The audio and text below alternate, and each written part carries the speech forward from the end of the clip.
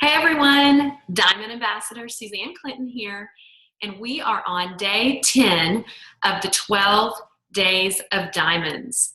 And I am so glad to be doing this. You guys have probably learned some amazing tips so far in this series. I know I have learned a lot. Today, I want to talk to you guys about something that I love talking about and I think is so crucial and so important in your business. And I guarantee you that every one of the diamonds that have been giving you tips in this series, or just any diamond in general, possesses this one word. And that one word is influence. Influence is so important, and you have to learn about influence and how to be an influencer in your business in order to grow in your business. And before I move on, I want you guys to all stop right now. And I want you to kind of practice a little bit of what Christy Hull said a couple days ago about fears. And I want you to tell yourself right now that if you're sitting there and you're thinking, I can't be an influencer, I'm just not an influencer. I want you to erase that from your mind. And I want you to tell yourself, I can be an influencer. I can learn how to do it because I know that you can. Okay, so what I did is I looked in Webster's dictionary.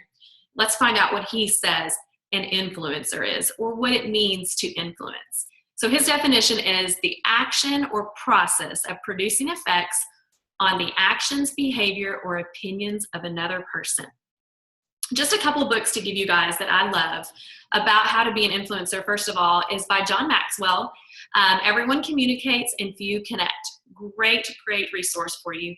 Also, Dale Carnegie wrote a book called How to Win Friends and Influence Others. Some great tips that you can look at and read as well for you. Okay, so let's talk about how to influence, how to be an influencer. Okay, number one, you have to connect with people emotionally. You guys, we all know this is relationship marketing, right? In relationships, you connect with people, hopefully. You're connecting with people all the time. So you have to learn how to do it. In relationships, involves emotions, right? So you must connect with your audiences and with anybody that you're trying to recruit with their emotions. You want them to have those warm fuzzies about you. You want to have a good conversation starter when you're talking to them. Don't just be surfacey, have a deep conversation. If you're talking to somebody in the park, get beyond just the surface stuff. Have that talk with them and get to know them. Everybody wants to have those warm, fuzzy feelings about someone else in order for them to connect with them and therefore feel like you can influence them. And even think about your Facebook posting. What kind of post are you making to make people feel connected with you emotionally? I know when I'm on Facebook and I'm scrolling through and I'm reading a post, I'm going to make it, I'm the ones that I'm going to stop and read are the ones that I can feel like I'm connected to, and not surfacey and not something that would not interest me and intrigue me.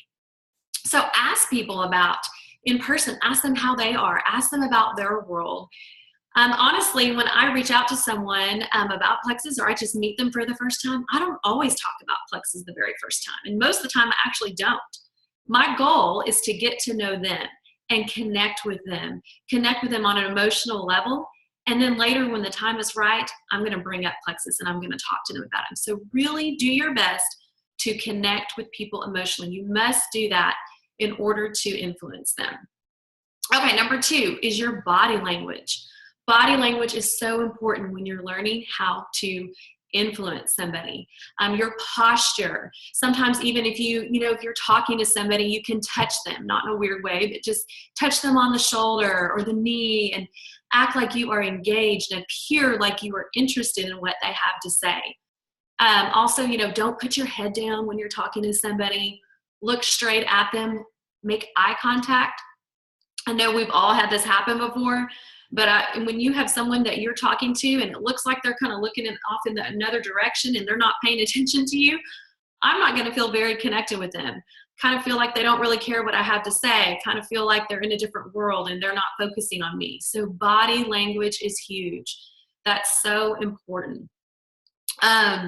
So body language. Number three I heard this from another ambassador one time. She said, be emotionally curious. Kind of love that little phrase, emotionally curious.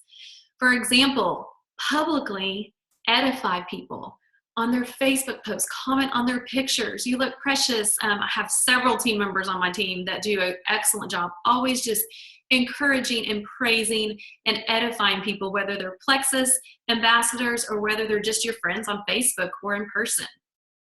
Even do it on your team page.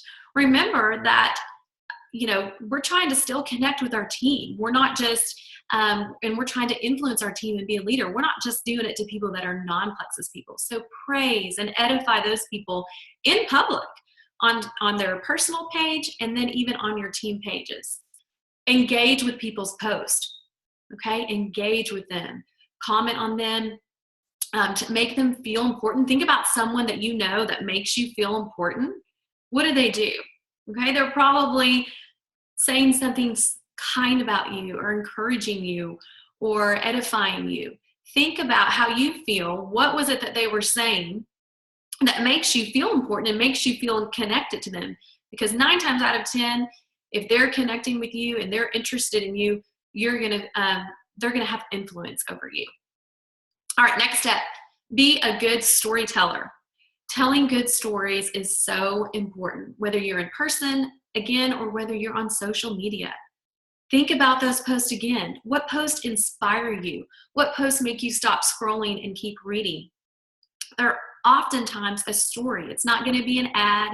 It's not going to be something does not seem genuine, but be a good storyteller. What catches your attention? Appear confident when you're talking to someone even and you're telling that story. Maybe when you're presenting Plexus to them. Appear that way through that body language, like I just mentioned as well, when you're telling that story. I will say that people that take a long time to tell a story, I kind of shut down. I kind of don't pay attention to that. So also remember, you don't have to tell what Aunt May was wearing, that she was wearing that red sweater and blue jeans and what color Bobbi Brown lipstick she had on, okay? You don't have to tell every single detail in there, but be a storyteller that is going to capture someone's attention, get them to keep reading or get them to listen to you and tell that story, whether it's about your story with Plexus or just anything in general as you're connecting with people.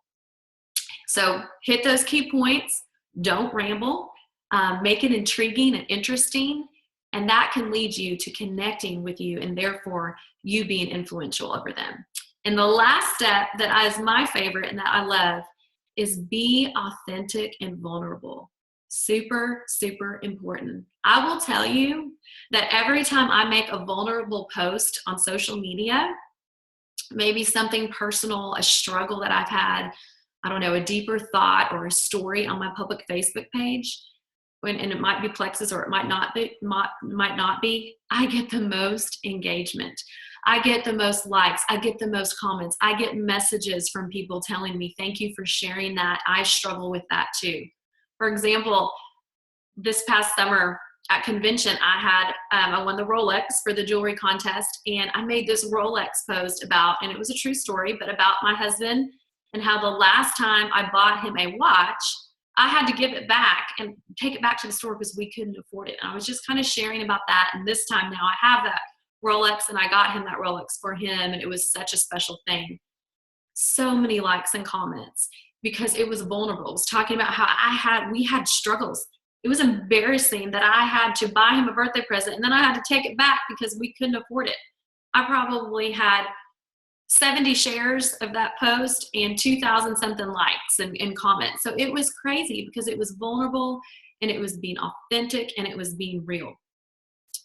Also, talk to your team. Be vulnerable with your team. They love vulnerability. Your team wants to connect with you. They want to see your authenticity. I promise you it works. It works with your team as well. I did another post last week on an incentive that we had last month on getting that Plexus planner. I didn't win the Plexus planner, but I talked to them about how that was discouraging. I barely missed winning that. And I talked to them how, you know what, I didn't win it either. And I was frustrated and I was mad and I didn't understand why I didn't win it. And that last person that told me they were going to order didn't order.